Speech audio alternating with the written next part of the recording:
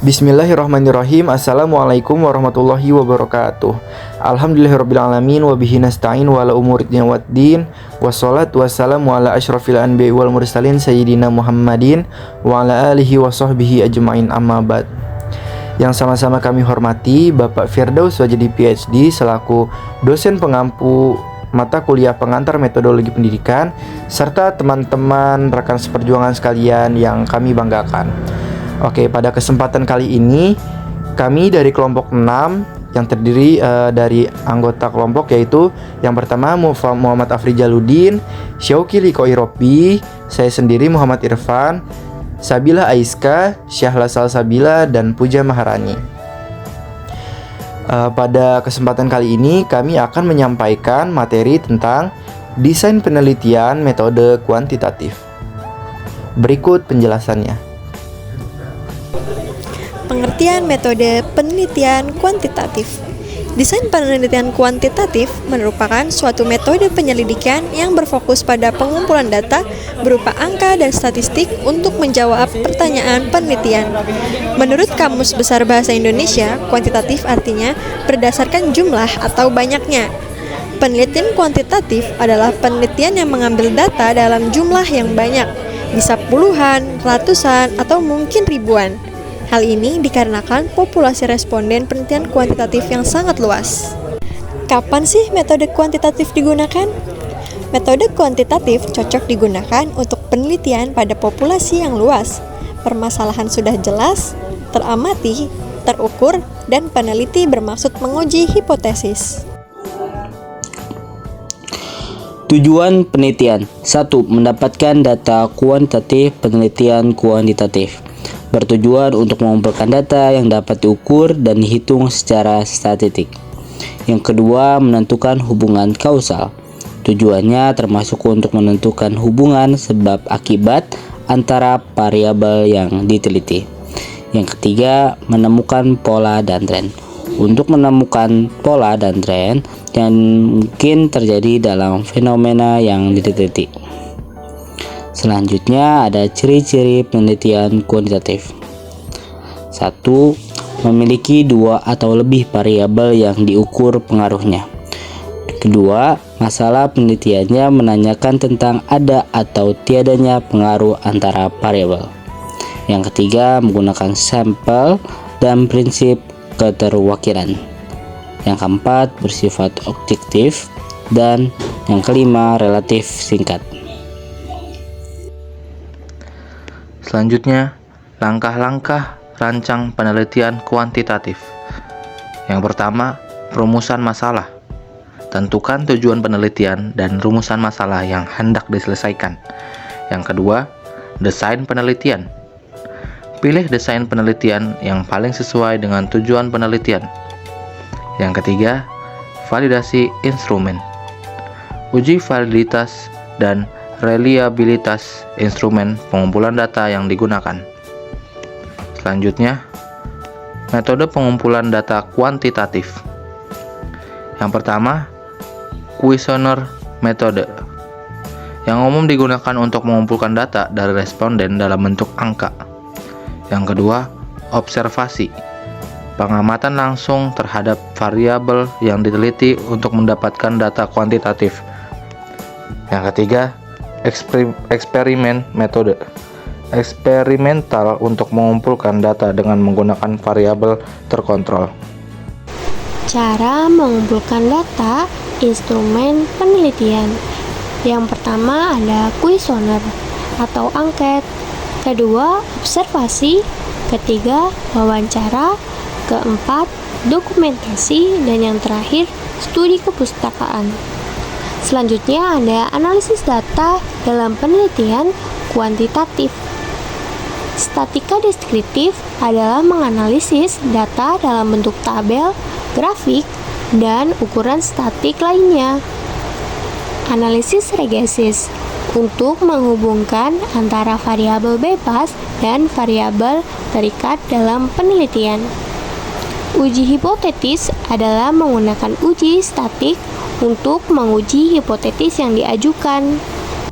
Materi selanjutnya yaitu populasi dan sampel penelitian kuantitatif. Masih banyak yang bingung mengenai perbedaan populasi dan sampel. Populasi adalah jumlah keseluruhan responden, sedangkan sampel merupakan sebagian dari populasi yang diambil datanya. Pertanyaannya, berapa sih jumlah sampel yang diperlukan untuk penelitian kuantitatif? Hal ini bisa dihitung dengan rumus Lovin atau rumus Yamane. Berikut adalah rumus Lovin. Rumus Lovin digunakan apabila populasi yang kamu teliti berjumlah kurang dari 1000 orang. Berikut ada rumusnya, N kecil sama dengan N besar dibagi 1 plus ND pangkat 2. Di mana N kecil adalah sampel, N besar adalah populasi, D adalah tingkat kesalahan untuk penelitian kuantitatif menggunakan tingkat 10%. Contoh, Nanda ingin meneliti pengaruh fasilitas Bimbel Brain Academy cabang Bekasi dengan minat belajar siswa. Jumlah seluruh siswa Bimbel Brain Academy cabang Bekasi adalah 550 orang. Berapa sampel yang diperlukan untuk penelitian? Jawab dengan memasukkan rumus Lovin yang tadi, yaitu N kecil sama dengan N besar dibagi 1 plus NE kuadrat. N kecil sama dengan 550. 550-nya ini berasal dari jumlah banyak siswa Bimbel Brain Academy dibagi 1 dengan memasukkan rumus yang tadi ditambah 550 yaitu jumlah seluruh siswa dalam kurung dikali 10. 10-nya ini dari 10% tingkat kesalahan pangkat 2 dari rumusnya. Nah, lalu N sama dengan 550 dibagi 550 dikali 10% pangkat 2 yaitu ditambah 1 6,50. Jadi N kecil sama dengan 84,6 dan jika dibulatkan menjadi 85.